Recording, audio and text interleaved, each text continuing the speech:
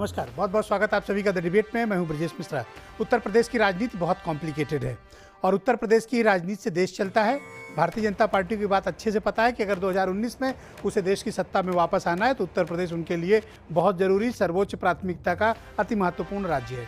उत्तर प्रदेश से पार्लियामेंट की 80 सीटें आती हैं और भारतीय जनता पार्टी और उसके सहयोगियों के पास उत्तर प्रदेश में 73 सीट्स रही हैं, जो अब 2 घट गई हैं, उसके पास 69 बची हुई हैं। सबसे बड़ी जो भारतीय जनता पार्टी के सामने चुनौती है वो है कार्यकर्ताओं में बढ़ते हुए असंतोष को रोकना, मंत्रियों के कामकाज के तरीके पर उसको समीक्षा करना और संगठन को ज़्यादा मोबिलाइज करना। संगठन इस मायने में बैकफुट पर आ रहा है क्योंकि सरकार के कामकाज और कार्यकर्ताओं में असंतोष बढ़ने की वजह से संगठन को थोड़ी परेशानी आ रही है। पिछले दिनों उप मुख्यमंत्री और भारतीय जनता पार्टी के पूर्व प्रदेश अध्यक्ष केशव प्रसाद मौर्य ने एक ट्वीट किया और एक बयान दिया कि अधिकारी कार्यकर्ताओं की सुन नहीं रहे हैं और कार्यकर्ताओं के काम नहीं हो रहे हैं और ऐसे अधिकारियों को बख्शा नहीं जाएगा। पिछले 1 साल से ज़्यादा के वक्त से इस तरह के कई बयान बीजेपी के नेताओं की तरफ से आ चुके हैं, लेकिन कार्यकर्ताओं का असंतोष है कि बढ़ता जा रहा है, काम नहीं हो रहा है। विधायक से लेकर मंत्री और कार्यकर्ता तक हर कोई अपने कामों को लेकर परेशान है कि उनकी सुनी नहीं जा रही है। लेकिन भारतीय जनता पार्टी की सरकार का दावा है कि वो शानदार काम कर रहे हैं और जनता के बीच बहुत कुछ डिलीवर करने की कोशिश भी कर रहे हैं।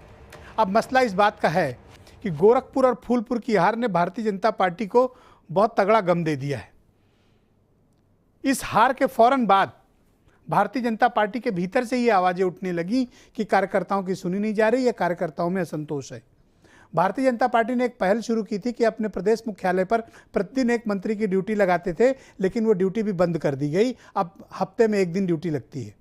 तो कार्यकर्ता अपनी बात कहने के लिए किसके पास जाए, और अगर मंत्रियों के पास जाते हैं तो मंत्री अपने दर्द अलग बयां करते हैं कि अफसर उनकी नहीं सुन रहे हैं। अफसरों के मनमानी की तमाम खबरें मीडिया से लेकर भारतीय जनता पार्टी के मुख्यालय और उनके कार्यकर्ताओं के बीच हैं।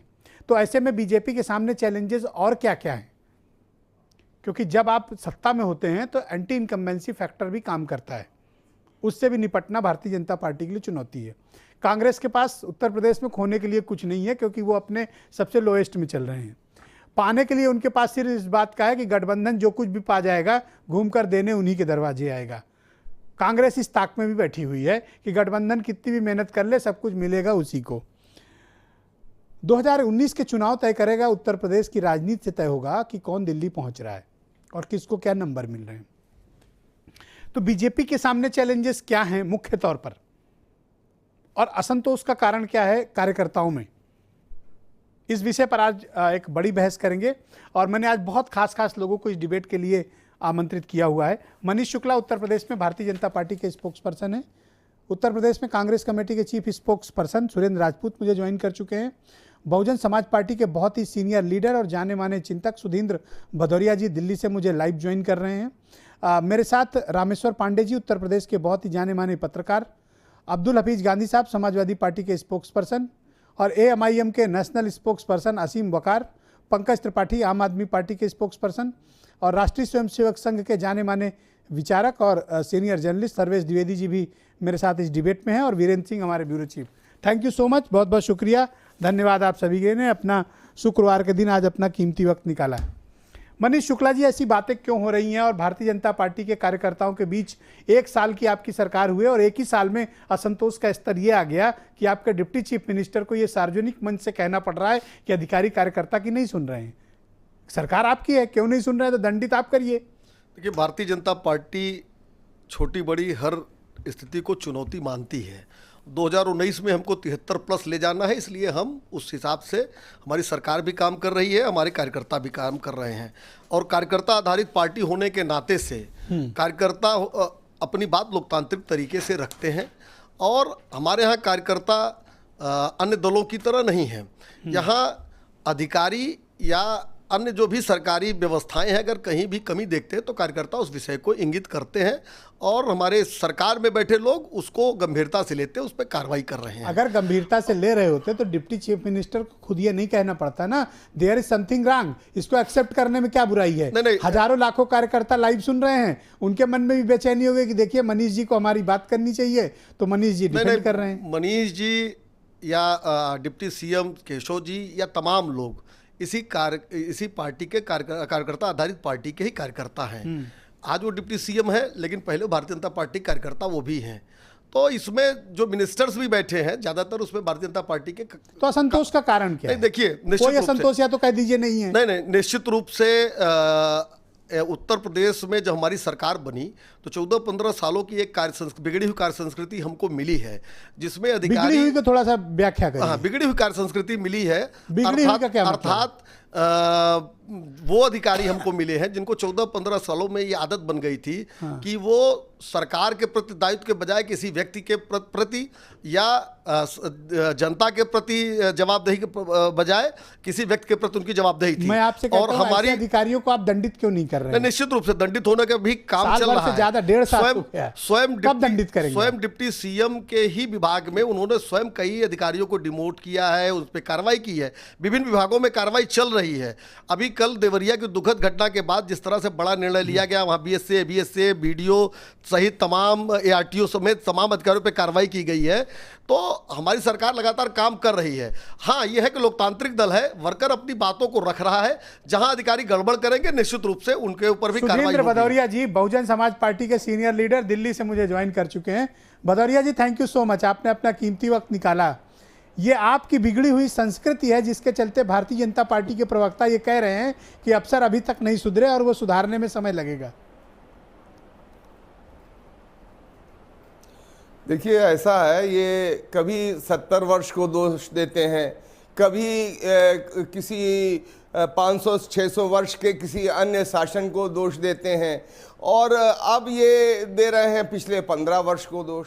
पर इसमें जो 15 वर्ष को दोष दे रहे हैं, उसके पहले इनके कई मुख्यमंत्री, कई बार कल्याण सिंह जी मुख्यमंत्री रहे और राजनाथ सिंह जी मुख्यमंत्री रहे, अन्य लोग भी मुख्यमंत्री रहे। इनकी भागीदारी उत्तर प्रदेश में राम नरेश यादव से लेकर तमाम सरकारों में रही। तो ये दोष देना बंद करना चाहिए और अपनी जिम्मेदारी लेनी चाहिए। और मैं ये कहना चाहूँगा कि चाहे योगी जी की 1 वर्ष की सरकार हो या मोदी जी की 4 वर्ष की सरकार हो, इस दौर के अंदर जो ऊना में घटना घटी, जो सहारनपुर में घटना घटी, जो गोरखपुर के अंदर इनके मुख्यमंत्री रहते हुए इनके जनपद में घटना घटी, उसी के कारण आज उत्तर प्रदेश में ही नहीं पूरे देश में इनके खिलाफ इस समय नाराजगी है, गुस्सा है, और उसका हम इजहार देख रहे हैं। जहां चुनाव हो रहे हैं वहां इनका सफाया, जैसे गोरखपुर और फूलपुर में हुआ उसी तरह से मध्य प्रदेश, राजस्थान में हुआ। और ये काम 2019 के आते आते आप देखिएगा, मैं इस चैनल पर ये घोषित करता हूं कि ये 3 डिजिट्स में नहीं आएंगे इस बार, ये 2 डिजिट्स के अंदर रह जाएंगे। जो हालत कांग्रेस की हुई थी उससे बुरी हालत भारतीय जनता पार्टी की इस समय पूरी देश में नाराजगी है इनके खिलाफ, इसलिए होगी। ऑलराइट सर, सुरेंद्र राजपूत भी मेरे साथ मौजूद हैं, उत्तर प्रदेश में कांग्रेस कमेटी के chief spokesperson. Surendra ji, thank you so much. आप मुझे बताइए कि भारतीय जनता पार्टी के कार्यकर्ताओं में असंतोष क्यों है, और जो कुछ भी बिगड़ी हुई व्यवस्था है उसके लिए मनीष जी जिम्मेदार ठहरा रहे हैं समाजवादी पार्टी और बीएसपी को। भाई साल भर से ज्यादा का वक्त हो गया, मैं तो कह रहा हूँ दंडित करो। बिल्कुल ब्रजेश भाई, आपसे 100% सहमत हूं। जब ये सरकार बनाने के लिए संकल्प पत्र बना रहे थे तो उस समय इनको ये लिखना चाहिए था कि भाई 15 साल की कानून व्यवस्था को हमें 5 साल लगेंगे, हमें 10 साल के लिए दीजिए। सच्चाई ये है कि उस वक्त तो 100 दिन, 50 दिन, 10 दिन, 20 दिन ऐसी बातें कर रहे थे। आज जिस समय जब इनको सत्ता प्रचंड बहुमत से मिल गई तो सत्ता पा करके इनके नेता कहीं ना कहीं बौखला गए और उन्होंने जनता का और अपने कार्यकर्ताओं का अपमान करना शुरू कर दिया। क्यों कहना पड़ रहा है कि कार्यकर्ताओं का अपमान न करें अफसर? क्यों कहना पड़ रहा है? कहीं ना कहीं ब्रजेश भाई, सच्चाई आपके मुंह से भी निकल रही है और सच्चाई केशव मौर्य जी के भी मुंह से निकली, क्योंकि उन्हें जनता को जवाब देना होता है। इकलौते वाहक अभी तक तो कांग्रेस और आप ही लोग थे, बाकी तो सब झूठ बोलते हैं। बात ये नहीं है, बात देखिए, सच्चाई आपके फेवर की बात की जाए तो सच है, और अगर आपके लिए कड़े प्रश्न किए जाए तो साहब बुरा है। नहीं, तो वो तो मानव स्वभाव है। वो कहीं ऐसा आपके पास भी कड़े प्रश्न होंगे तो आपको भी बुरा लगेगा। सच बात यह है कि जनता के प्रति राजनीतिक दल जिम्मेदार होते हैं, और जो लोग इसकी संवेदना को समझते हैं वो समय समय पर अपने दल में भी और समय समय पर जनता में भी बात अगर बीजेपी चैलेंजेस में घिरी है तो कांग्रेस तो सो रही है ना। आप क्या कर रहे हो? देखिए हम आप तो इधर गठबंधन को भी के साथ भी चाकूबाजी कर रहे हो। जी जी, ये आपका अपना मानना है। एक चीज बड़ी स्पष्ट रूप से है कि उत्तर प्रदेश सहित पूरे देश में कांग्रेस के साथ में जनता खड़ी है, जनता के नेतृत्व में कांग्रेस सहित मैं दावे से सभी कह रहा हूं कि लोग। जो भी परिस्थितियों का निर्माण हो रहा है उत्तर प्रदेश में राजनीतिक, कांग्रेस उसका फायदा उठाने में नाकाम है। ये देखिए, ये आपका अपना परसेप्शन है, आपका निर्मम विश्लेषण भी हमें धनात्मक ऊर्जा देता है, और हम आपके इस विश्लेषण के साथ में अपनी कमियों को भी तलाशेंगे और उनको समय रहते दूर करके आपको एक बड़ी सफलता की ओर कांग्रेस को ले जाते हुए दिखाई देंगे। ऑलराइट, ये डिप्लोमेटिक स्टेटमेंट नोट किया गया। अब्दुल हफीज गांधी साहब, समाजवादी पार्टी के spokes person, thank you so much, आपने डिबेट को ज्वाइन किया। आखिर एक डिप्टी चीफ मिनिस्टर को क्यों कहना पड़ रहा है कि कार्यकर्ताओं का अपमान अवसर ना करें? और दूसरा, मनीष शुक्ला ने बहुत डायरेक्टली आरोप लगाया कि ये सब आपकी बिगाड़ी हुई संस्कृति है, आपने अफसरों को बिगाड़ा। देखिए ब्रजेश जी, एक बात मैं कहना चाहूँगा कि कोई अपनी असमर्थता को छुपाना चाहे तो वो इतिहास में जाता है।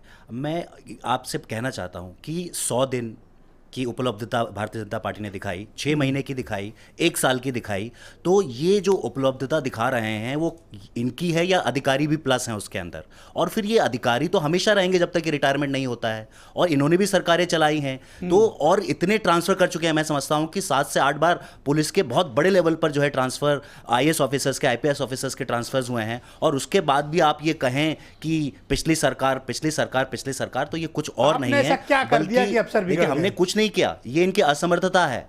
ये भारतीय जनता पार्टी में तो बार बार कहता हूं कि ये इनको सरकार चलाना नहीं आता, ये अपोजिशन में अच्छे लगते हैं, और आज जनता भी कह रही है पहली सरकार ऐसी है। मैंडेट दिया आपको, घर बैठने को कहा। मैंडेट तो जनता हर बार देती है। मैंडेट इनको 99 में मिला और ये 2000 में चले गए केंद्र सरकार में। तो ये मैंडेट जनता देती है, जनता विश्वास करती है, और जब जनता से विश्वासघात होता है तो जनता उतार भी देती है। हमने भी एग्जाम दिया है अभी, लेकिन ये पहली सरकार है जिसको जनता इतनी जल्दी नजरों से उतार चुकी है। उब गई थी और आपको बाहर का रास्ता दिखा दिया। देखिए, हमने एग्जाम दिया, तो किया होगा ना एग्जाम। देखिए, हर कोई एग्जाम देता है, इनको भी एग्जाम देना है 2022 में। हमने भी एग्जाम दिया, हमें जनता का जनादेश मंजूर है और हमने रिस्पेक्ट करते हैं उस जनादेश का। लेकिन जो संकल्प पत्र में वादे किए गए थे, 3 महीने के अंदर शिक्षा मित्रों की समस्या का समाधान कर देंगे, आज डेली शिक्षा मित्रों की जो है आत्महत्याएं हो रही हैं, 500 से ज्यादा आत्महत्या हो गई हैं। और मैं कहूंगा कि मर्डर हैं जो भारतीय जनता पार्टी ने किया है। इनकी समस्या का समाधान क्यों नहीं किया?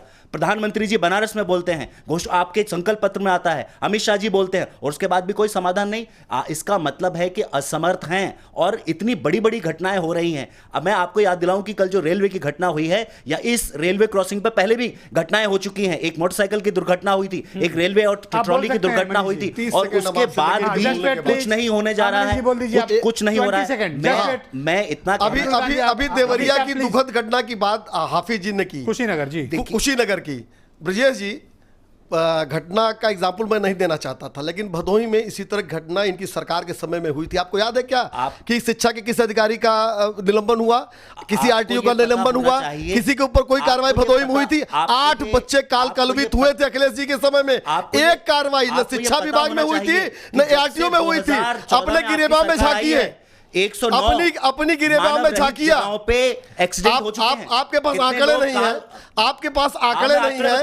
हमने 4000 से ज्यादा मानव रहित आप ये बताइए क्रॉसिंग को पीयूष गोयल जी ने क्या कहा था? अब चूंकि आपका जो आंकड़ा है विक्रमादित्य मार्ग से निकलता है, रेल का आंकड़ा नागपुर से निकलता है, रेल विभाग में चले जाइए, मानव रहित क्रॉसिंगें कितनी बंद की गई हमारी सरकार में, आपको पता करके तब बोलिए। श्री अखिलेश यादव जी की तरह आप झूठ की मशीन मत बनिए, झूठ की मशीन मत बनिए, जो उत्तर प्रदेश में हो रहा है उसके लिए सुपर चीफ मिनिस्टर 4000 से ज्यादा मानव रहित क्रॉसिंग को समाप्त किया गया हमारी सरकार में। और कल की घटना पे जितनी बड़ी कार्रवाई योगी आदित्यनाथ की सरकार ने किया है, भदोई में आपने एक गिरफ्तारी नहीं की थी। कबूल तो आप करिए उसको, बिल्कुल आप ड्रामेबाजी कहेंगे, तो आपको करना पड़ेगा। ग्रीवांसेस आपके सामने रखेगी तो आपने कराई चीफ मिनिस्टर को कोई भी हक नहीं बनता है कि जनता को इस तरह से गुस्सा दिखाएं। इतिहास देखेंगे, हत्याओं का इतिहास रहा है समाजवादी पार्टी का, आप नौटंकी कहेंगे उसको, का रहा हो, आप उस चाहे बच्चों का रहा हो, चाहे लोक सेवा आयोग में जिस तरीके से लोक सेवा आयोग में हत्याएं की थी प्रतिभाओं की, आपने बेसिक शिक्षा में की, मुख्यमंत्री जी उसको? माध्यमिक शिक्षा में मुख्यमंत्री जी की, नौटंकी कहेंगे आपने उसको? उच्चतर शिक्षा में मुख्यमंत्री जी कही, ड्रामेबाजी कहेंगे आपने उसको? प्रतिभाओं की आप हत्या अपना की है। गुस्सा अपने पास आपने रखिए। प्रतिभाओं की हत्या आप की जनता है, को गुस्सा नहीं जिसको दिखा सकते कई हैं। सालों तक उत्तर जनता ने प्रदेश आपको झेलने जनमत वाला दिया है। है, गुस्सा नहीं, दिखाने के लिए जनमत नहीं, दिया है। काम करने के लिए हमको जनमत दिया है। और जनमत का कि जो हत्याएं आपने प्रतिभा की थी, जो आपने किसानों की हत्याएं की थी, जो आपने नौजवानों के सपनों की हत्याएं की थी, उसको वापस कर रहे हैं। आज किसानों का लोन माफ करने का काम करते हैं, उनके रिकवरी के नोटिस जा रहे हैं। आज समाजवादी पार्टी के डीएनए में है। All right please just wait धोखेबाजी तो समाजवादी पार्टी के डीएनए में है। ऑल राइट, मेरे साथ रामेश्वर पांडे जी मौजूद हैं, उत्तर प्रदेश के बहुत ही senior journalist. Sir thank you so much, आपने डिबेट को ज्वाइन किया। भारतीय जनता पार्टी के कार्यकर्ताओं में असंतोष बढ़ने का कारण क्या है? अब तो देखिए बात सार्वजनिक हो गई है, अब ये ढकी छिपी बात नहीं है। कार्यकर्ता नाराज, विधायक नाराज, मंत्री नाराज, संगठन नाराज, नाराजगी का स्तर बढ़ता जा रहा है। नाराजगी का असर बढ़ता जा रहा है पहले दिन से। और देखिए, अगर अखबारों में छपी खबरों को आधार बनाया जाए तो खुद भारतीय जनता पार्टी के पहले दिन से संगठन को लेकर मुख्यमंत्री को और सरकार को कहना पड़ा कि अधिकारियों तक की उठ के वो सैल्यूट करें। आपको याद होगा कि सर्कुलर जारी हो चुके हैं, संगठन और सरकार के बीच समन्वय की कई बैठकें हो चुकी हैं। क्या आपको लगता है कि बीजेपी में कार्यकर्ताओं की उपेक्षा हो रही है? कुछ ऐसा आपको लगता है? देखिए, तभी तो ये बात सार्वजनिक देखिए, हुई ना। आम तौर पर कार्यकर्ताओं की अपेक्षाएं बहुत ज़्यादा होती हैं किसी भी सरकार साथ, यही सपा सरकार के समय में भी था। पर एक बड़ा इंपॉर्टेंट पॉइंट मनीष शुक्ला ने मेंशन किया कि उनके कार्यकर्ता दूसरी पार्टियों के कार्यकर्ता जैसे नहीं है। वो खुल के नहीं कह रहे हैं, बट उन्होंने इशारा काफी कर दिया है। ऐसा नहीं है। इसका क्या मतलब ये मनीष शुक्ला जी कह रहे हैं, लेकिन आप अगर उठाकर देखें तो पूर्वांचल के कार्यकर्ताओं ने कहा, पश्चिम के कार्यकर्ताओं ने कहा, अभी योगी जी जगह जगह जा रहे हैं, वहाँ कार्यकर्ता भी कर रहे हैं और लोग कह रहे हैं। अभी जब योगी जी पश्चिमी उत्तर प्रदेश में गए थे तो योगी जी ने ग्राउंड रियलिटी जानने के लिए उठ के पूछा तो लोगों ने कहा कि इन्होंने घूस लिया। कार्यकर्ता बताते हैं, कार्यकर्ता यहाँ भी बताते हैं। तो ऐसा नहीं, कार्यकर्ताओं का असंतोष जायज़ भी है, बहुत सारे मामलों में बहुत सारी अपेक्षाएं हैं। मैं तो भाजपा के तमाम विधायकों को जानता हूं। अब विधायकों के अपने अपने वेस्टेड इंटरेस्ट भी हैं, वो वेस्टेड इंटरेस्ट नहीं पूरे होंगे तो उनका संतोष होगा, अपेक्षाएं भी हैं। लेकिन कुल मिलाकर यह सच्चाई है कि जिस तरह सरकार के पहले दिन से लेकर और आज तक सरकार के स्तर पर, संगठन के स्तर पर, जब अमित शाह आए तब जो बार बार कहा जा रहा है अधिकारी नहीं सुन रहे हैं, तो इसका मतलब कि ये कोई एक्सक्यूज ही नहीं कि अफसर नहीं सुन रहे हैं, नहीं सुन रहे हैं। लेकिन ये सरकार ने सर्कुलर जारी किया। मुझे तो हैरत है, मायावती का शासन मुझे तो हैरत है कि यही भारतीय जनता पार्टी पूरी सूची लेकर विपक्ष में थी तो तमाम अधिकारियों के नाम बताती थी, कहती थी कि उनके खिलाफ भ्रष्टाचार के ठोस सबूत हैं, और वो अधिकारी लगातार बने हुए हैं और एक के खिलाफ अगर कार्रवाई नहीं होती है, वो सारे अधिकारी बने हुए हैं, तो अधिकारी तो यथावत काम कर रहे हैं, तो वो अपने ढंग से काम करेंगे। इस डिबेट में आपके साथ जोड़ना चाहता हूं एएमआईएम के नेशनल स्पोक्स पर्सन वकार साहब, थैंक यू सो मच, आपने डिबेट को ज्वाइन किया। विधायक अपने क्षेत्र में नाराज हैं भारतीय जनता पार्टी के, क्योंकि जनता उनको दौड़ा रही है, काम नहीं हो रहा है। कार्यकर्ता परेशान है कि जहां वो बूथों पर वोट मांगते थे, आज जनता उनके दरवाजे पर खड़ी है कि काम कराइए, काम हो नहीं रहा है। अफसर सुन नहीं रहे, मनमाना चल रहा है। एक डिप्टी सीएम को सार्वजनिक मंच से फटकारना पड़ रहा है, ट्वीट करना पड़ रहा है, टेलीविजन चैनल्स और मीडिया में स्टेटमेंट देने पड़ रहे हैं। संगठन अलग नाराज है, कार्यकर्ता अलग उपेक्षित हैं, मंत्रियों का अहंकार चरम पर है। और क्या क्या प्रॉब्लम है भारतीय जनता पार्टी की सरकार में? आधा दर्जन बार खुद योगी जी कह चुके हैं कि अधिकारी सुधर जाएं। हाँ, तो कहां आधा दर्जन बार? जी असीम वकार, गो एड।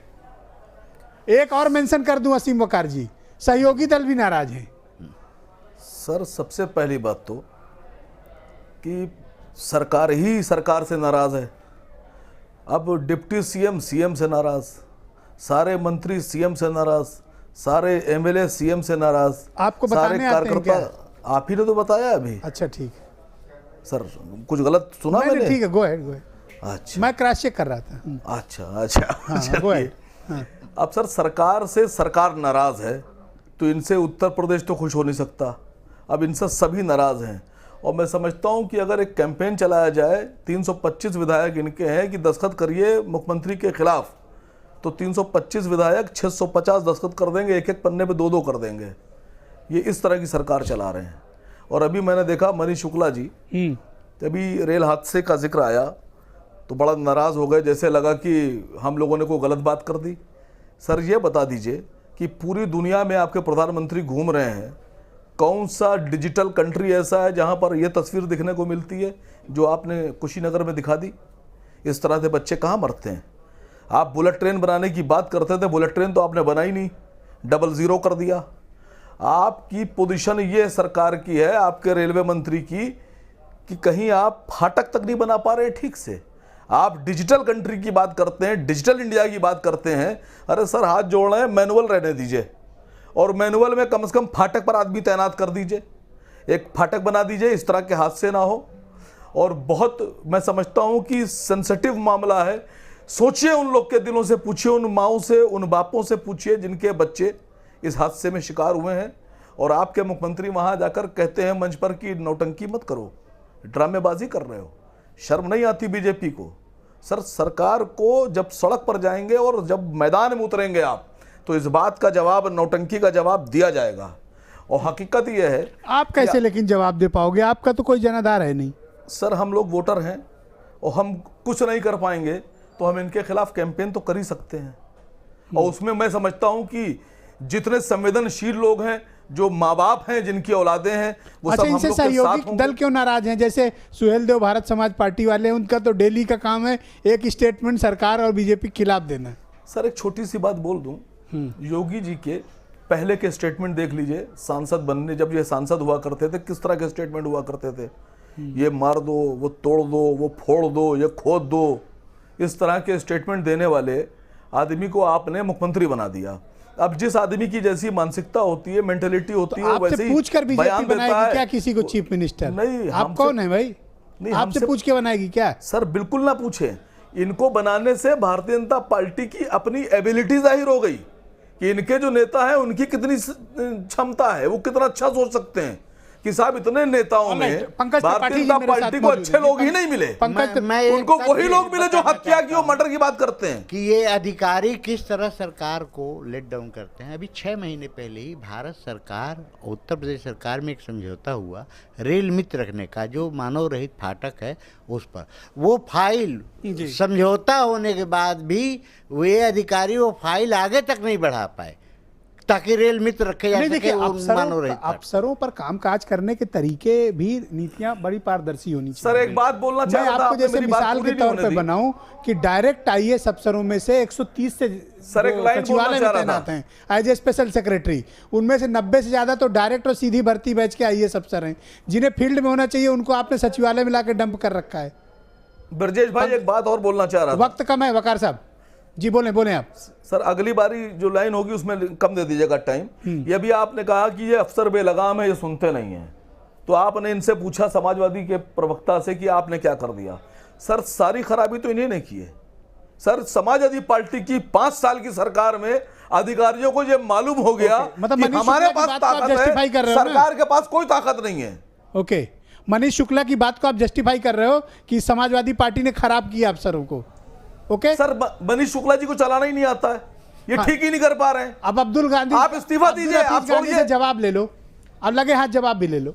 देखिए हमारा आप ही ने खराब किया। हमारा जो भरोसा है statement। वो न्यूट्रलिटी ऑफ ब्यूरोक्रेसी में है। हम ये नहीं चाहते कि ब्यूरोक्रेसी का राजनीतिकरण हो। don't tell like- नहीं बिल्कुल neutrality। नहीं, बिल्कुल देखिए Please। आपको लगता होगा, Please। लेकिन मैं बता रहा हूं कि neutrality of administration, neutrality of bureaucracy में हमारा भरोसा है। यादव जी की सरकार की बात कर रहे हैं कि कहीं और की सरकार की बात कर अरे रहे हैं? आप अपनी बात कीजिए मुलायम ना। सिंह यादव जी की समाजवादी पार्टी की बात कर रहे हैं। MLAs अरे लाठी लेके आप लोग मारपीट करते रहे मार रहे उत्तर हैं प्रदेश में और सरकार माला के पहना समय रहे में। हैं, माला मुलायम पहना सिंह रहे हैं, यादव के यहाँ ताने लगा मारपीट रहे हैं। करते रहे, अरे कभी आपके अपने किस तरह के मुख्यमंत्री के examples हैं? आवास पे मुसलमान विधायक को आपको 21 पीटते दिन रहे DGP आप। नहीं मिलता है। मुसलमान विधायक को 21 पीटा कि नहीं दिन पीटा उत्तर आपने अपने प्रदेश आवास में DGP मुख्यमंत्री रहित के रहता आवास है। में आसू मलिक को हजरतगंज थाने में एफआईआर दर्ज है कि 21 दिन डीजीपी नहीं मिलता आपकी सरकार को, की बात कर और रहे आप हो। कहाँ से डीजीपी आप लेकर आते सहिष्णुता हैं? की बात और करोगे, किस आप तरह एंटी के लोगों को गुंडागर्दी की बात कर रहे हैं? करोगे, आप एंटी धर्म की बात करोगे, इस समाजवादी पार्टी की सरकार की बात करो। समाज में आप किसी और आपके मुंह आप से ये किसी बातें और अच्छी के नहीं ग्रह लगती, से आए हो नैतिकता लग रहा है। आप आप जहर समाजवादी बोलने पार्टी वाले को या तो पूरा लोग आप हैं। जानते आप नहीं समाज में जहर हो, बोलने या वाले तो लोग बिना हैं। समाजवादी आप पार्टी हर के जाने आप संस्था बैठ का गए हो। राजनीतिकरण करने वाले लोग हैं। आप समाजवादी जुडिशरी का पार्टी को शायद राजनीतिकरण पूरी कर तरह रहे जानते ही हैं। नहीं हो। आपने लोकपाल का अपॉइंटमेंट किसी- नहीं किया,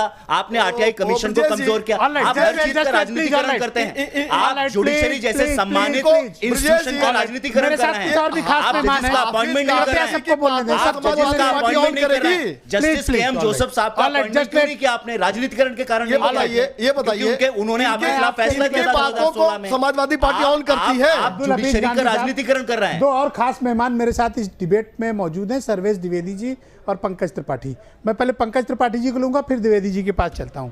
पंकज त्रिपाठी जी, आपको कारण क्या लगता है कि ये जो असंतोष है बीजेपी वर्कर्स में, इसका कारण क्या है? और दूसरा, क्या नाराजगी जनता में भी है? और कौन है जो इस तरह की गड़बड़ियों के लिए जिम्मेवार है? क्या अफसर सिर्फ जिम्मेवार हैं?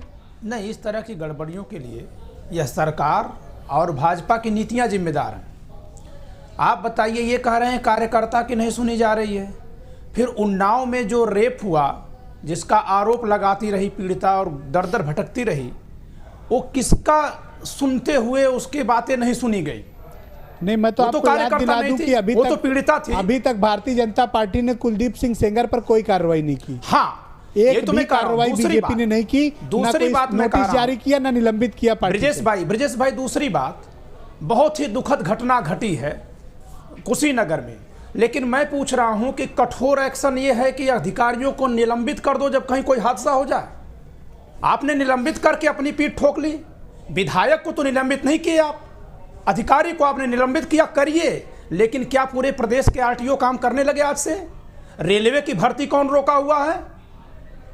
हर जगह रेलवे की जब भर्ती ही आप रोके हुए, इसमें गलती तो रेलवे मंत्रालय की है, केंद्र सरकार क्यों नहीं जवाब दे रही है? आपने उन निरीह आरटीओ को और उनके नीचे के अधिकारियों को निलंबित कर दिया। जी, सारे स्कूल चलाने वाले आपके में शामिल हैं, जिनके खटारा बसें और वैन चल रही हैं, उन पर आपने क्या कार्रवाई की? एक बात और बताइए, दूसरी क्या- एक लाइन पंकज जी, बोलूंगा। क्या सारी गड़बड़ियों के लिए सिर्फ ब्यूरोक्रेसी जिम्मेवार है? नहीं, सब ये लोग जिम्मेदार हैं। पूछे कैसे? अभी भाजपा के मेरे मित्र ने कहा सपा के मित्र से कि वो सपा को नहीं जानते। भाजपा के मित्र बहुत अच्छे से सपा को जानते हैं, क्योंकि वहां से नरेश अग्रवाल एक बचे थे जिनको इन्होंने ले लिया। ये बहुत अच्छे से लोग जानते हैं। तो ये लोग सब जगह से जो कहीं का नहीं था उसको बटोर लिए हैं, और भाजपा की पॉलिसी सिर्फ एक हो गई है, किसी तरह सत्ता में आओ, जनता के मूल्यों को, जनता के सर्वेश मनोबल द्विवेदी जी, को, all right, अमानवीयता just को पंकज रौंदते त्रिपाठी हुए जी, आओ, पंकज जी आपका टाइम ओवर। सर्वेश संवेदना द्विवेदी जी, रौंद कर आओ। मेरे तो वही साथ दिख रहा मेरे है। साथ दो और मेहमान हैं, सर्वेश जी। द्विवेदी जी भी हैं और बीरेन्द्र सिंह भी जुड़े हुए हैं। पहले मैं सर्वेश द्विवेदी जी को इस डिबेट में कनेक्ट करता हूं। Sir, thank you so much, आपने डिबेट को ज्वाइन किया और बड़ी पेशेंसली सबकी बात सुनी। मेरा बहुत सीधा और बड़ा सपाट सवाल है आपसे कि आने वाले लोकसभा चुनाव में राष्ट्रीय स्वयंसेवक संघ की क्या भूमिका होगी उत्तर प्रदेश में? देखिए ब्रजेश जी, राष्ट्रीय स्वयंसेवक संघ चुनाव में एक ही भूमिका रखता है कि राष्ट्र के उन्नयन के लिए समाज जागृत हो और वोट करे, और देश के विकास में उसका योगदान हो, जिससे कि व्यक्ति से लेकर समाज से लेकर के देश की प्रगति हो। और इसलिए उपभोक्ताओं को जागरूक करने का काम ये राष्ट्रीय स्वयंसेवक संघ के कार्यकर्ता करते हैं। राजनीतिक विषय लेकर के संघ का कार्यकर्ता नहीं करता। जो संघ के कार्यकर्ता राजनीतिक क्षेत्र में है वो उसके लिए जिम्मेदार है, वो उसका कार्य करेंगे। एक और बड़ा सवाल है, बड़ा मौजूद प्रश्न है सर। जब कार्यकर्ता अंदर से व्यथित होगा, जो राजनीतिक कार्यकर्ता है, स्वयंसेवक की बात मैं नहीं कर रहा, जो राजनीतिक कार्यकर्ता है उसकी कुछ अपेक्षा होती है, उसका एक राजनीतिक जीवन होता है और जनता की भी उससे जुड़ी हुई तमाम अपेक्षाएं होती हैं। मसला तब गंभीर हो जाता है जब उस कार्यकर्ता की बात नहीं सुनी जाती, उसकी उपेक्षा होती है, और जनता के बीच जब वो वोट मांगने जाता है तो जनता फिर उसको ठीक से बात करती है। परेशानी तब होती है। इससे कैसे निपटा जाए? ब्रजेश जी, मेरा तो इस पे एक अभिमत है कि जन सेवक, लोक सेवक और राज सेवक, जब तीनों सेवक एक दूसरे के पूरक होंगे तो जनता का कल्याण होगा। सर, अभी और कौन जब तीनों सेवक एक किसका दूसरे पूरक के नहीं है? विरोधी होंगे। सर, थोड़ा सा क्लियर करें, अभी कौन सा हाँ? सेवक किसका पूरक नहीं है? अभी जितने भी हमारे मित्रों ने, राजनीतिक मित्रों ने कहा है, लोक वो सेवक। एक दूसरे का विरोधी दिखाई पड़ रहा है, इसलिए वो लोक सेवक के विरोध दिखाई पड़ रहा है। राज सेवक का विरोध दिखाई पड़ रहा है। तो सर, जब ये राज सेवक और लोक राज सेवक सेवक को अपनी हम लोग सेवाएं कैसे नहीं ठीक करेंगे करें? और देखिए बड़ी क्लिष्ट हिंदी हाँ? बोल रहे हैं। मैं दर्शकों को आसान भाषा में बता दूं कि सर्वेश द्विवेदी जी के कहने होता है लोक सेवक मतलब अफसर और राज सेवक मतलब मंत्री लोग और विधायक लोग। हाँ सर्वेश द्विवेदी जी, गो अहेड, बोलिए। देखिए ये जब तीनों एक दिशा में काम करेंगे तो निश्चित रूप से जनता भी खुश होगी और अभी जनता के हालात उसके तो ये कह अनुसार रहे हैं कि चलेगी। तीनों एक दिशा में काम नहीं कर रहे हैं, तभी तो ये प्रॉब्लम है सर। सभी ने ऐसा ही कहा, मैं तो उन्हीं की बात कह रहा हूं। सर आप विद्वान व्यक्ति हैं, आपने अपनी इसलिए बात मेरा कह एक दी। सुझाव है। आपको जो कहना था वो आपने कह दिया। जी बोलिए आप। मेरा एक सबसे आप निवेदन चिंता है मत करो, मैं कोई कि फंसा नहीं राजनीतिक रहा कार्यकर्ता, आप बोले, आराम से बोले। नहीं फंसेंगे मैं फंसने की बात नहीं कर रहा हूं। मैं तो इन राजनीतिक कार्यकर्ताओं से एक निवेदन कर रहा हूं जी कि बजाय एक दूसरे की आलोचना करने के लिए, बजाय जनता की सेवा के लिए सबको एक लाइन में खड़ा करें और उस पर दबाव बनाएं। सर जब तो जनता लोक इन सेवक सबके सुन साथ नहीं होगी, रहा सबका है, सम्मान करेगी। लोक सेवक बात ही नहीं कर रहा है, समस्या को एड्रेस नहीं कर रहा है, तो जन सेवक या गवर्नमेंट से जुड़े लोग या कार्यकर्ता क्या करेगा बेचारा? परेशानी ये है सर। देखिए ऐसा है कि लोक सेवक की सेवा शर्तें हैं और उन सेवा शर्तों का अगर वो पूर्ति नहीं करता तो उसके खिलाफ कार्रवाई की व्यवस्था होती है। सर वही तो तलवार सरकार और के पास होती है डेमोक्रेसी में सर वही तो तलवार होती है कार्रवाई हाँ, की। मैं वही बता निकालिए रहा हूं। तलवार सर। और वही डेमोक्रेसी में, लोकतंत्र में ये तलवार का जो मुट्ठी है वो जनता के पास होती है जी। वो अभी जनता उसको समझ रही है, आगे इसका उपयोग करेगी। बहुत बड़ी बात आपने कह दी सर। वीरेंद्र सिंह हमारे ब्यूरो चीफ इस डिबेट में हमें ज्वाइन कर चुके हैं। Virendra thank you so much. आप मुझे बताइए कि ये भारतीय जनता पार्टी के कार्यकर्ताओं में बार बार ये असंतोष की बात क्यों आ रही है और इसके वास्तविक कारण आप क्या समझते हैं? क्या आपको वाकई लगता है कि बीजेपी के वर्कर्स की उपेक्षा हो रही है, मंत्रियों में अहंकार है, कार्यकर्ताओं की सुनी नहीं जा रही है, विधायक अपने क्षेत्र में अलग परेशान है? बीरेंद्र जी गो अहेड। देखिए चुनौतियां तो हैं, 15 साल के बाद मौका मिला है सत्ता में आने का और वर्कर्स की अपेक्षाएं बहुत हैं। हालांकि बीजेपी लगातार संवाद कायम कर रही है, उनकी सरकार जनता के बीच जाकर चौपाल लगाकर बातचीत कर रही है, लेकिन जो दूसरे दलों से आते हैं और सम्मान पा जाते हैं वो पार्टी के मूल कार्यकर्ता के लिए परेशानी का कारण और जलन का कारण बनता है। बहुत इम्पोर्टेंट। और ये सरकार में भी यही हो रहा है, बीजेपी में भी यही हो रहा है। तो इसकी सबसे बड़ी इसी वजह से तमाम तरह के मतभेद उभर रहे हैं। देखिए चुनौतियां हर सरकार के सामने रही ब्रजेश जी। भ्रष्टाचार सबसे बड़ी चुनौती रही, कोई सरकार हो कि निचले स्तर पर भ्रष्टाचार रोकने में यह सरकार भी नाकाम है। पिछली सरकारों में भी रहा। जनसंख्या है, स्वास्थ्य की समस्या है, बिजली की है, आवास की है, रोजगार की है। तो जो हमारे पास युवा वर्ग पीढ़ी आती जा रही है उनका हम कैसे एडजस्टमेंट करें, ये सारी चुनौतियां हैं सरकारों के सामने। क्योंकि रोजगार नहीं देंगे तो कमाई नहीं होगी, तो लोग कुछ हासिल नहीं कर पाएंगे जी। देखिए लोग जब भी कोई समस्या आती है विभिन्न विभागों की, मारपीट हो गई तो पुलिस, अस्पताल में डॉक्टर न देखे तो पुलिस, लेकिन जब पुलिस ने अपना रेट बढ़ा दिया, पुलिस में भ्रष्टाचार बढ़ गया, मुख्यमंत्री की चौपाल थी प्रतापगढ़ में, डीएम एसपी की घूसखोरी की खुलेआम शिकायत हुई, गांव वालों ने हंगामा किया, तो लेकिन अब उन पर कार्रवाई नहीं होगी। तो जो हमारे उच्चाधिकारी हैं, जो डीजीपी हैं या और बड़े अधिकारी हैं, ये मॉनिटरिंग के लिए, निगरानी के लिए हैं कि ये देखें कि बेईमानी ना हो, थाने ना बिकने पाएं। तभी जनता और सरकार के बीच की दूरी कम होगी, योजनाओं का वो लाभ पाएगी जी। लेकिन चूंकि भ्रष्टाचार हमारे देश में नस नस में घुसा है, ब्रजेश जी 3 इंजीनियर थे 3 देश के, पाकिस्तान, चीन और भारत के जी। ये तीनों मर गए, ऊपर गए। ये आप स्टोरी सुना रहे हैं कि दरवाजा खटखटाया? ये कहानी सुना रहे हैं ना आप? मैं एक आपको किस्सा सुना रहा हूँ। हाँ कहानी। मैं आपको एक किस्सा सुना रहा हूँ। बिना उसके भ्रष्टाचार तो किस डिबेट कदर अधूरी हावी है जी, बोलिए। तो तीनों इंजीनियर ऊपर गए, वहां दरवाजा खटखटाने लगे तो दरवाजा टूट के गिर गया।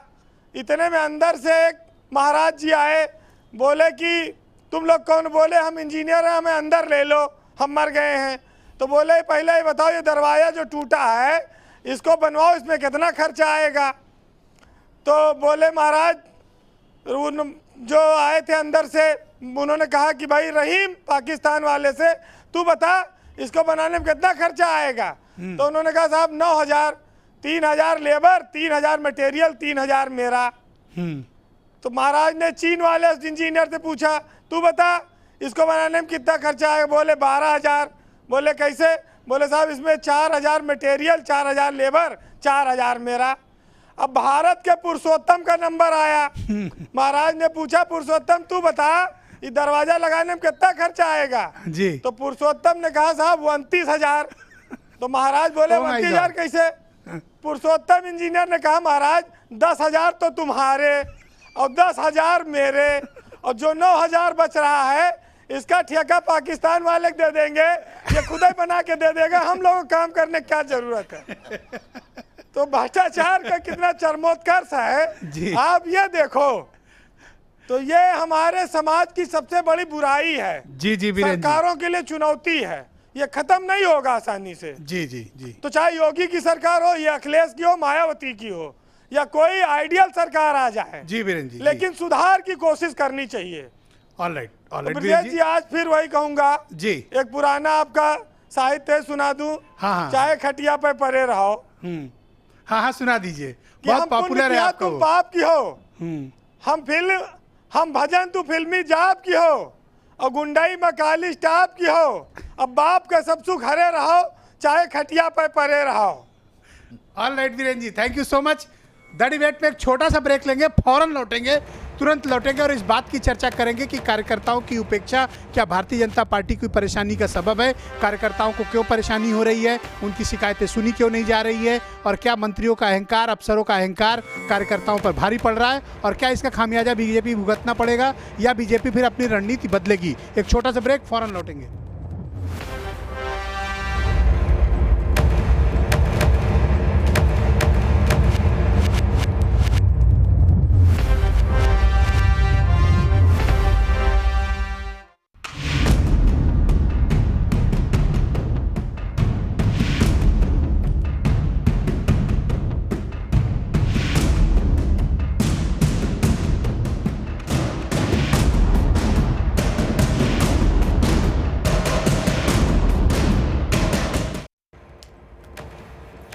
कुलदीप सिंह सेंगर जैसे विधायकों की करतूत, कार्यकर्ताओं की उपेक्षा, संगठन का सरकार से तालमेल का अभाव भारतीय जनता पार्टी को उत्तर प्रदेश में विचलित और बेचैन किए हुए।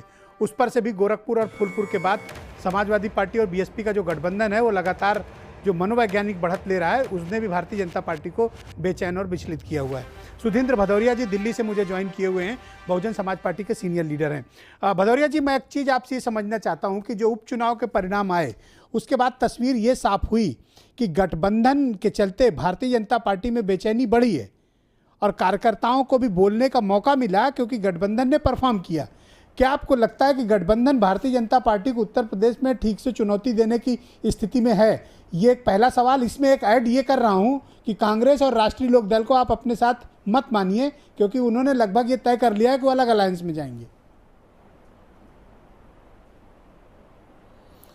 देखिए, अलायंस की बात तो अभी 9-10 महीने आगे है। हम लोगों का ज़रूर समाजवादी पार्टी का और बहुजन समाज पार्टी का, जैसे बहन मायावती जी ने कहा है कि ये एक मजबूत और स्थायी तौर पर कुछ जब तक हम देख रहे हैं 2019 का चुनाव होगा। पर मैं आपको जो आपकी बुनियादी बहस है उस पर मैं ध्यान आकर्षित करना चाहता हूं। आपने कहा कि ये कार्यकर्ताओं में नाराजगी क्यों हो रही है। ये कार्यकर्ताओं में ही केवल नाराजगी नहीं है।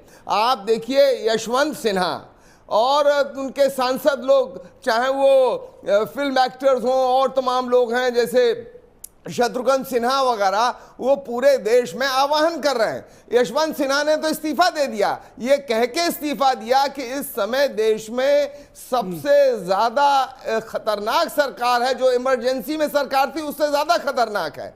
और यशवंत सिन्हा कोई मामूली मंत्री नहीं रहे। अटल बिहारी वाजपेयी की सरकार में ये विदेश मंत्री भी रहे, ये वित्त मंत्री भी रहे, ये डिफेंस मिनिस्टर भी रहे। सर कार्यकर्ता नाराज क्यों है? देखिए योगी जी गांव-गांव जा रहे हैं, गांव में रात रुक रहे हैं योगी जी। सबसे निकम्मी, सबसे लोकतंत्र विरोधी सरकार है, तो ये बहुत गंभीर बात है। और मैं ये भी कह दूं कि इन्होंने जब अडवाणी जी की, मुरली मनोहर जोशी जी और फिर जो लोगों ने उत्तर प्रदेश में सरकार को सत्ता में ले गए और देश में ले गए, उनको दरकिनार कर दिया। अब नए नए लोग आ गए हैं, जैसा होता है अब वो लोग जो है असंतुष्ट हैं। भदौरिया जी मेरा एक प्रश्न है आपसे, लोग जो सामंती और एक सवाल पूछना चाहता हूं के जकड़ में आ गए हैं, और ये जो पूंजीवादी और सामंतवादी शक्तियां हैं, अब इनको सुश्री मायावती जी से ज्यादा बड़ी पूंजीवादी कौन है? बसपा से ज्यादा बड़ी पूंजीवादी पार्टी कौन है, जिसमें अभी यहाँ पर एक नहीं सैकड़ों लोग अभी पिछले साल भर में निकलकर जिन्होंने बताया कि पूंजीवाद के बल पे उनके दम घुट रहा था। मुझे लगता है आवाज नहीं पहुंच रही है। देखिएगा कि इस बार इतने भदौरिया जी चौंकाने वाले परिणाम, भदौरिया जी, भारतीय जनता पार्टी भी इस बात सवाल ले लीजिए। सुश्री प्लीज जुड़ गए भदौरिया जी। देखिए मुख्यमंत्री गांव-गांव जा रहे हैं, दलितों के घर बैठकर भोजन कर रहे हैं, दलितों के घर रात विश्राम कर रहे हैं, सारे मंत्री गांव में जा रहे हैं, जनता से संवाद स्थापित कर रहे हैं, दलितों के घर भोजन कर रहे हैं, उसके बावजूद आपको लगता है कार्यकर्ता नाराज हैं? भदौरिया जी देखिए, दलितों के यहाँ तो अपने भोजन करने के लिए तो भोजन है नहीं। ये जो 50-50 लोग और चमकती हुई स्टील थालियों में खाना आ रहा है, और बनके कहां से आ रहा है, कहां परोसा जा रहा है, कौन मायावती जी तो गई नहीं खाने वाले, क्या मतलब? मायावती जी कभी सामान्य दलित के घर गई नहीं। मुख्यमंत्री रहते प्रेस कॉन्फ्रेंस करके अपनी कर्तव्यों की इतनी करती रही आज तक। उपहास हो रहा है ये उनके सुधींद्र जी, आप बताइए कि सुश्री मायावती जी मुख्यमंत्री थी देख रही है, और तो सड़कें धुली जाती थी कि नहीं लखनऊ की? Just wait. सुरेंद्र राजपूत जी मेरे साथ मौजूद हैं, उत्तर प्रदेश में कांग्रेस कमेटी के चीफ स्पोक्स पर्सन है। राजपूत जी एक बात मुझे बताइए, कार्यकर्ताओं की नाराजगी का कारण क्या हो सकता है? जब सरकार खुद संवाद स्थापित कर रही है तो अब प्रॉब्लम कहाँ है?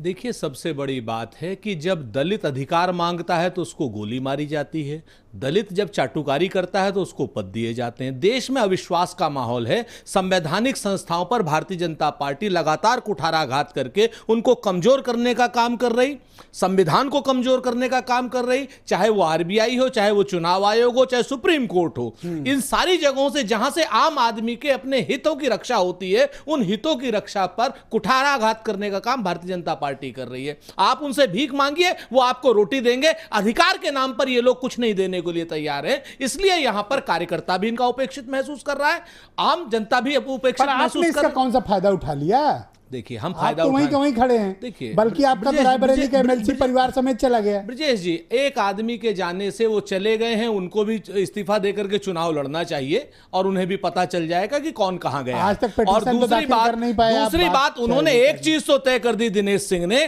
कि उत्तर प्रदेश सहित पूरे देश में भारतीय जनता पार्टी में नरेंद्र मोदी युग खत्म हो गया, अमित शाह युग शुरू हो गया। उन्होंने बहुत स्पष्ट रूप से सिर्फ अमित शाह की फोटो लगा करके भारतीय जनता पार्टी में नरेंद्र मोदी जी की हैसियत चले गए। आप इस परिस्थिति का कोई फायदा नहीं उठा पा रहे। कांग्रेस की यह नाकामी है। आप गठबंधन के कंधे पे जबरन लदे हुए हैं। और अब्दुल हफीज, देखिए, हम अगर किसी के कंधे पे कोई जबरन नहीं लद सकता, कोई विक्रम बेताल नहीं। आज उतार तो दिया अखिलेश यादव ने आपको, स्पष्ट कर दिया कि कांग्रेस में आपने कैंपेन में स्टार कैंपेनर बनाया था अखिलेश यादव को। आज अखिलेश यादव ने कैटेगरिकली डिनाई कर दिया। मुझे ऐसा लगता है कहीं कैटेगरिकली डिनाई कर दिया। कर्नाटक में अखिलेश यादव आपका प्रचार नहीं करेंगे। अबू आजमी ने कहा, मैं आपको सूचना दे सकता हूं, अबू आजमी ने कहा किया गया कि कांग्रेस ने अखिलेश यादव को स्टार कैंपेनर बनाया था। स्टार कैंपेनर बनाया था। आज अखिलेश यादव ने आपको कैटेगरिकली बाहर का रास्ता दिखा दिया। बाहर का रास्ता दिखा दिया। अब्दुल अखिलेश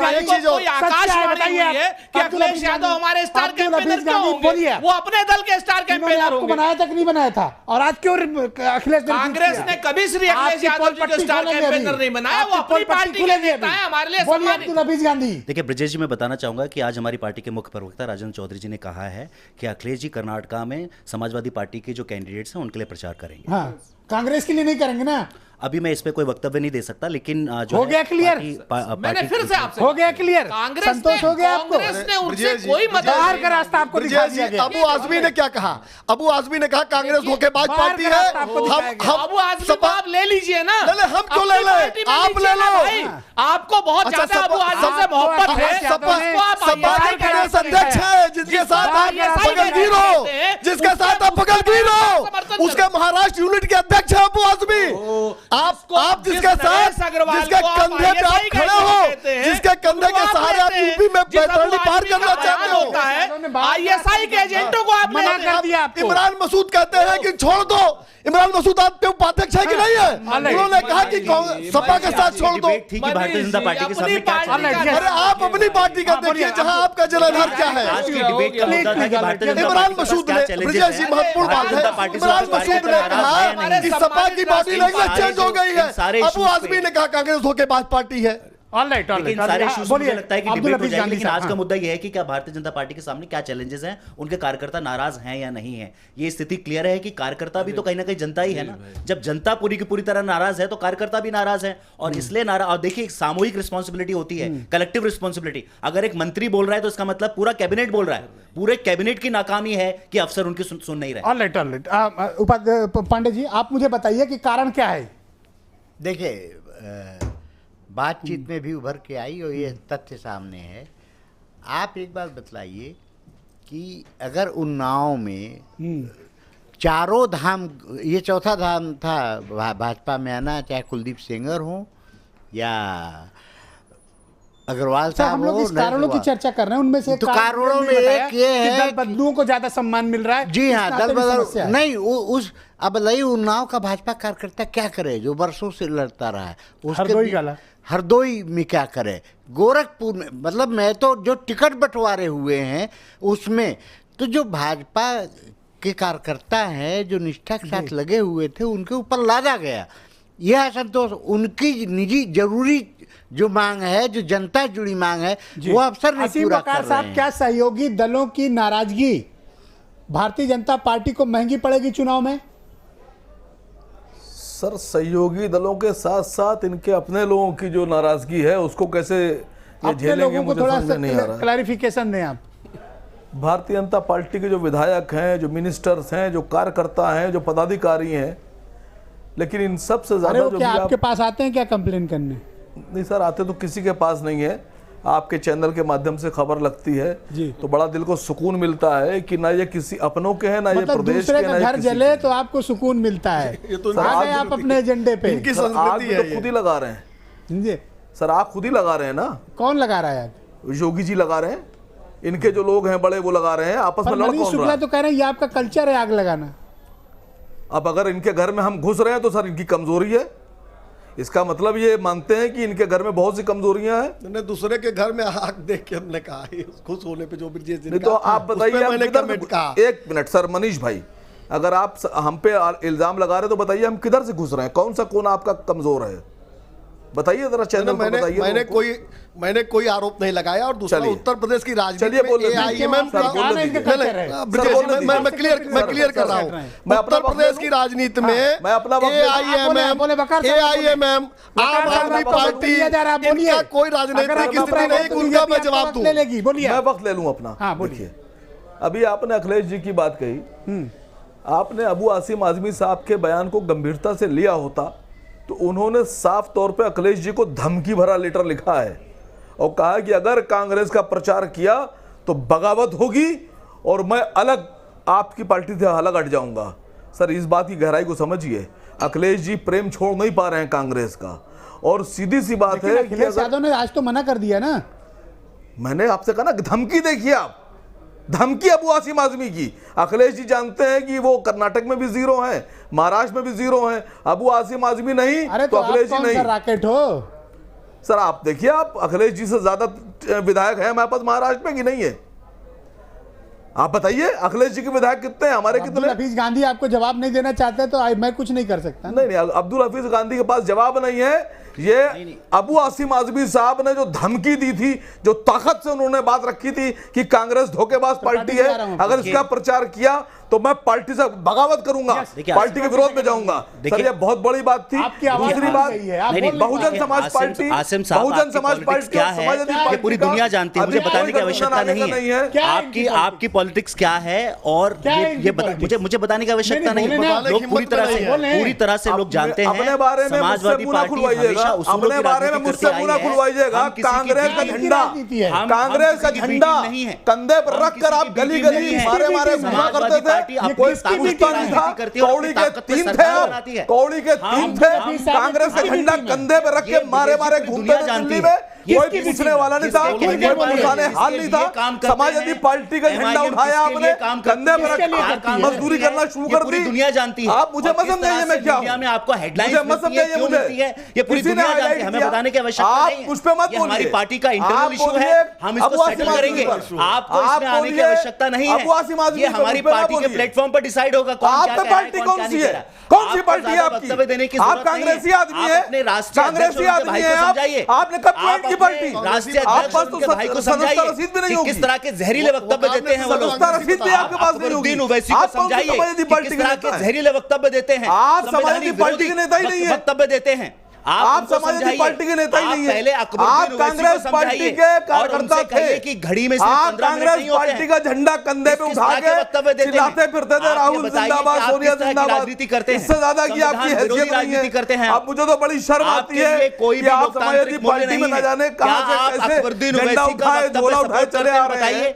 मुझे मत बताइए आप मैं कौन सा नेता सपोर्ट करते हैं, मुझे मत बताइए आप मुझे मैं कौन सा नेता हूं। बताइए आप अपने बारे में बताइए कि आप आपकी आवाज जाएगी। आप ये बताइए अकबरुद्दीन ओवैसी का अपोज कर सकते हैं? मैं चाहता हूं सामना कर रहे हैं आप लोग एक दूसरे का। क्यों करूं अपोज अकबर ओवैसी बयान का, जिस तरह से जहरीले जितने मुसलमान हैं वो सब अकबर ओवैसी के साथ हैं, और जो मुनकिर हैं मुनाफिक हैं वो उनके खिलाफ हैं। आप वही काम कर रहे हैं जो जो गैर मुस्लिम है वो उनके खिलाफ है। समझाइए, अपना स्टेटस बताइए क्या है आप। के बयान को आज आप एक चैनल के माध्यम से जस्टिफाई करेंगे? आप बिल्कुल करेंगे, बिल्कुल कर रहे करेंगे। अकबर ओवैसी साहब का कोई बयान गलत नहीं है, की कोई भी अकबर ओवैसी साहब के सारे बयान सही हैं। इस देश की संस्कृति रही है गंगा जमुनी तहजीब। आप मुझे गंगा जमुनी और यमुना और गोमती नदी में समझाइए। बोलिए, आपकी हैसियत नहीं है, आप भी वही आपकी हैसियत नहीं है। ये हैसियत की बात, हैसियत नहीं है आपकी, हैसियत मत नापिए। हर नागरिक की बराबर हैसियत है इस देश के अंदर। हैसियत वाली बात, आपके पास पैसा ज्यादा होगा लेकिन हर नागरिक की हैसियत बराबर है। हर लोकतांत्रिक व्यवस्था में मेरी भी ताकत उतनी है जितनी आपकी हैसियत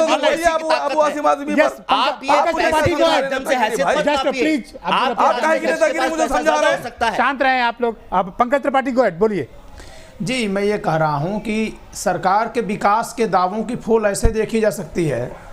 अरे दिल्ली का विकास बता दीजिए, दिल्ली का विकास बता दीजिए। चूंकि मुझे बोलना नहीं चाहिए था, चूंकि आपकी तो बयान ऐसा है दिल्ली का, आपके नेता तो अभी माफी मांग लेंगे, तो हो सकता है आप कुछ बोले उसके बाद माफी मांग के हाथ खड़ा कर ले। नरसंहार कराने वाले माफी नहीं मांगते, नरसंहार कराने वाले माफी नहीं मांगते, इसलिए आप उत्तर प्रदेश में मत बोलिए।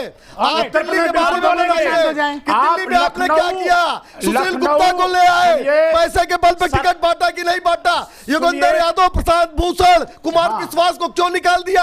आप क्या कार्यकर्ताओं का रोष कहा गया, बता दो। आडवाणी को दर्शक मंडल में बैठा करके माफी मांगोगे आप, हमारे पार्टी के आप भारत समाचार पे बोलोगे और कब लिखित माफी नामा भेजोगे ये बता दो जनता को। सर्वेश द्विवेदी जी, मैं आपसे पूछ रहा हूं, अरे आप लखनऊ को बनारस से जोड़ने वाली सड़क बना पाया? आप लखनऊ से बनारस तक 4 साल में बोल के आप लिखित मांगोगे। कूल डाउन, आपके खिलाफ केजरीवाल की पार्टी के होना, आपके खिलाफ अभी आपने अधिकारियों की बात की, गोरखपुर के डीएम के खिलाफ इलाहाबाद हाईकोर्ट ने कहा आपने कोई एक्शन लिया था? क्या मूल्य है आप बताइए कि गोरखपुर के डीएम के क्या मूल्य है? इलाहाबाद हाईकोर्ट के सर्वोच्च नेता माफी मांगो, पार्टी के नेता है ये लोग। द्विवेदी जी, आप कभी एक्शन नहीं लेते हैं अधिकारियों पे। दिल्ली की सारे अधिकारी दिल्ली में आप सरकार छोड़िए।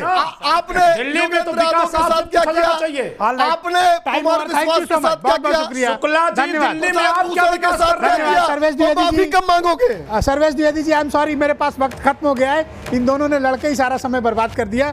मैं दोबारा कभी डिबेट में जब आपको जोड़ूंगा तो अतिरिक्त समय जरूर आपके लिए रखूंगा। बहुत बहुत शुक्रिया, धन्यवाद, थैंक यू सो मच, बहुत बहुत शुक्रिया, थैंक यू।